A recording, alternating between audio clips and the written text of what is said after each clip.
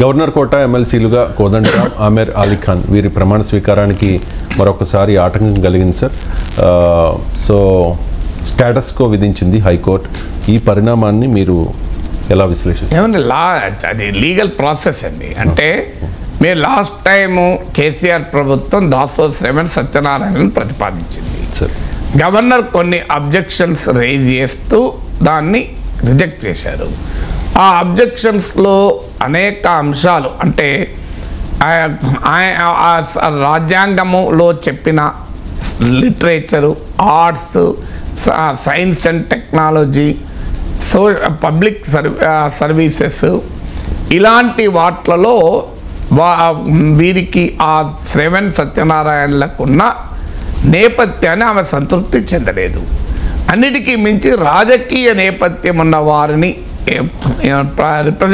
ప్రతిపాదించకండి అంటూ కూడా ముఖ్యమంత్రికి క్యాబినెట్కి సలహా కూడా ఇచ్చింది గవర్నర్.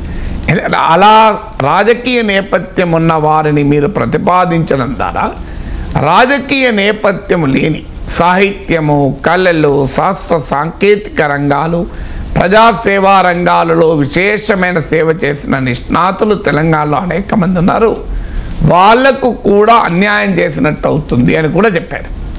సో చెప్పి వీరికి రాజకీయ నేపథ్యాన్ని ప్రత్యేకంగా ఉటంకించింది. అది దాన్ని క్వశ్చన్ చేస్తూ బీఆర్ఎస్ ప్రభుత్వం ప్రతిపాదించిన దాసోజు శ్రవణ్ సత్యనారాయణ హైకోర్టుకు వెళ్ళారు. సో ఎందుకంటే హైకోర్టులో గవర్నర్కున్న అధికారం ఏంటి?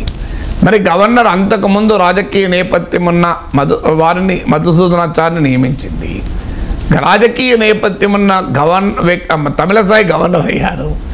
అన్న గవర్నర్ పదవికేమో రాజకీయ నేపథ్యము అడ్డు కాకపోతే శాసన మండలికి నామినేట్ అయినప్పుడే రాజకీయ నేపథ్యం అడ్డం వస్తుందా?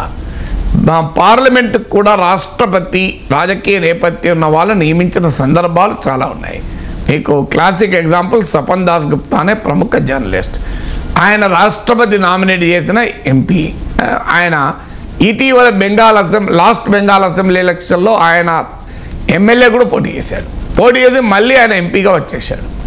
మరి రాష్ట్రపతి నామినేట్ చేసిన వాళ్ళకి రాజకీయ నేపథ్యం ఉండొచ్చు, ఇదే గవర్నర్ గతంలో నియమించిన వారికి రాజకీయ నేపథ్యం ఉండొచ్చు, అసలు గవర్నర్ పదవులుగా ఎంపికైన వాళ్ళు రాజకీయ నేపథ్యం ఉండవచ్చు. ఒక్క దాసోజు శ్రవణ్కు రాజకీయ నేపథ్యం ఉంటేనే అభ్యంతరమా అన్నది ఆయన పిటిషన్. సో అందువల్ల హైకోర్టును అడిగారు. ఈలోగా హైకోర్టులో పిటిషన్ ఉంది కనుక మొదలు గవర్నర్ ఒక నిర్ణయం తీసుకొని ప్రకటన కూడా మన పత్రికలు కూడా వచ్చింది. రేవంత్ రెడ్డి ప్రభుత్వానికి సలహానో సూచనో చేసింది, మీరు కొత్త వాళ్ళ పేర్లను పంపకండి అని. ఎందుకంటే వారిని గవర్నర్ రిజెక్ట్ చేయడం సబ్జుడిసి అంటే కోర్టు పరిశీలనలో ఉంది. రేపు ఉదాహరణకు ఈ ప్రభుత్వం కోదండరాంను, అమీర్ అలీ ఖాన్ను ప్రతిపాదించింది. వీళ్ళు ప్రమాణ స్వీకారం చేస్తే శ్రవణ్ సత్యనారాయణలను గవర్నర్ తిరస్కరించడం తప్పని హైకోర్టు తీర్పు చెప్పింది అనుకో, అప్పుడు ఏంటి ఆ ఇద్దరా ఈ ఇద్దరా అనే ప్రశ్న ముందుకు వస్తుంది. అందువల్ల ఇది కోర్టు పరిధిలో ఉంది కనుక నాకు ప్రతిపాదనలే పంపకండి అని గవర్నర్ అన్నట్లు గవర్నర్ చెప్పినట్టు కూడా పత్రికల్లో వచ్చింది. గవర్నర్ రాష్ట్రపతి సలహా ఇచ్చినట్టు. తర్వాత ఏం మారిందో తెలియదు కానీ గవర్నర్ అంగీకరించారు. కొత్త కాంగ్రెస్ క్యాబినెట్ ప్రతిపాదించిన ఇద్దరి పేర్లను గవర్నర్ ఆమోదించారు. ఆమోదించి వాళ్ళు ప్రమాణ స్వీకారానికి కూడా వెళ్ళారు. మండే రోజు వెళ్తే శాసన మండలి చైర్మన్ లేరు. బహుశా కోర్టు స్టే ఇస్తుందని తెలిసే బీఆర్ఎస్ నేపథ్యం ఉన్న చైర్మన్ అందుబాటులో లేడమని అర్థమవుతుంది. సో అందువల్ల ఇవాళ వాస్తవంగా 31st ప్రమాణ స్వీకారం చేయాలి.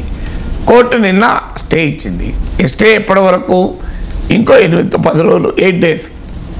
ఇది త్వరలోనే హైకోర్టు క్లియర్ చేస్తుంది. ఆ తర్వాత హైకోర్టు తీర్పు ఆధారంగా ఈ నామినేషన్ ప్రక్రియ ముందుకు పోతుంది.